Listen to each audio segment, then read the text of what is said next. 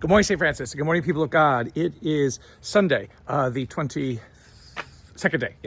day of December 2024. It is the fourth Sunday of Advent. It is also 3 days until Christmas Day. So again, quickly coming down the pike towards us. A very cold day here in Carolina, but I'm just out still. It's just in my rubber shirt and my other shirt underneath it. So make this quick in some ways. But it is Sunday, again, the fourth and last Sunday of Advent. Remember, we need 4 Sundays of Advent. We do not need 4 weeks. And so this year we only get really 2 days of the fourth week of Advent before then the Christmas season begins on Wednesday.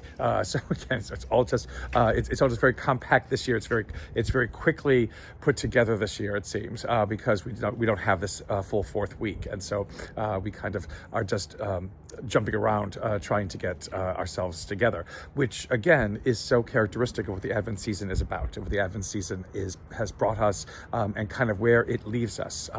We come to this fourth Sunday again, a little bit disoriented, a little bit confused, maybe a little bit wondering again what is in store, and trying to put all these things together and what have you. But it also reinforces the fact that we are people with feet in 2 worlds. We are people with a foot in this world in which we live that is very good, that is filled with the presence of God, and then we also have a foot in that promised fulfillment that God will bring us, in which God is all in all, and this world becomes what God intends it to be. Again, not wiped away, not destroyed, not annihilated, but coming to its fullness and coming to its understanding of itself as God intended it from the very beginning. Within all of this today, again, we have the prophet Micah. Again, we celebrated all of the Advent season without the typical Isaiah readings leading us to the first reading. It was a whole bunch of different prophets. It was Jeremiah, and then Baruch, I think, and then Zephaniah, and now Micah. And again, the wonderful thing about Micah is the promise that God gives, that out of Judah, again, least of the clans of Jacob, the one that kind of didn't matter much, from him will come the Savior. And again, the Savior who brings back together what has fallen apart, and especially because, again, Israel being in exile, trying to see if it even has a future, if it will continue to have a destiny, God promises them that, so that, again, this destiny and this future may continue. And again, this child to be born, this king to come from Judah, will be peace. Again, this king who moves in a different way, whose whole perspective and whose whole understanding of his leadership is not bent upon aggression or power or authority, but upon peace. And that is important for us to kind of consider again as we move towards the conclusion of this Advent season.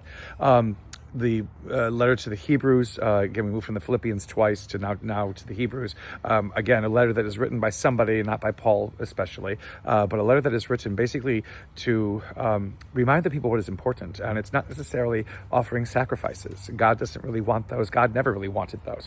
God wanted people to do God's will. And this is why Jesus comes, is hopefully to show us what it means to do God's will. And what does it mean to do God's will? Well, basically it is, again, to do what Jesus does at the Last Supper, to wash each other's feet, to care about us, and to continue caring about us, and to never stop caring about each other, and to demonstrate that care in many, many, many ways. The gospel, because we are in the cycle of Luke, we would think that it would be as this final Sunday of Advent, right before Christmas, that we would be hearing from the Annunciation, but we heard the Annunciation too many times this Advent season already. So where we are left with is where Mary greets Elizabeth. Again, Mary told that Elizabeth's going to have a child, even though she's advanced in age. Mary goes to greet her, and it is Elizabeth's words that now begin to matter. She who says, first, blessed are you among women, blessed is the fruit of your womb. John the Baptist in Elizabeth's womb stirs because he's so excited to see his cousin Jesus. But then she goes on to say, blessed are you who believe that what God promised to you, what God said to you, would be fulfilled. That is the most powerful statement that we can end Advent with. Do we believe in God's promises? Do we believe that God will fulfill God's promises? Is faith a teddy bear that doesn't really work in the end? Is faith a fantasy? Is faith just wishful thinking? Is faith just dreaming? Or is faith something, that has a power to it? Because it is only through faith that we can see God fulfilling his promises, that we can see God at work in this world, that we can truly do those things in our own lives that are signs of the fulfillment of God's promises in the way that that we care for each other, and the way that we continue to love, and the way that we understand that we have a future as a humanity, even though it seems dark and hopeless at times, even though it seems as though we can mess it up so badly, because we dare to believe we have a future with God. And that is what Advent tells us again and again. Why there are more days of Advent than there are of Christmas, while we must always remember that we are an Advent people, not a Lenten people, not a penitential people, but a people who look forward to God's promises. A continued few last days of the Advent season, St. Francis and people of God, may the Lord give you his peace.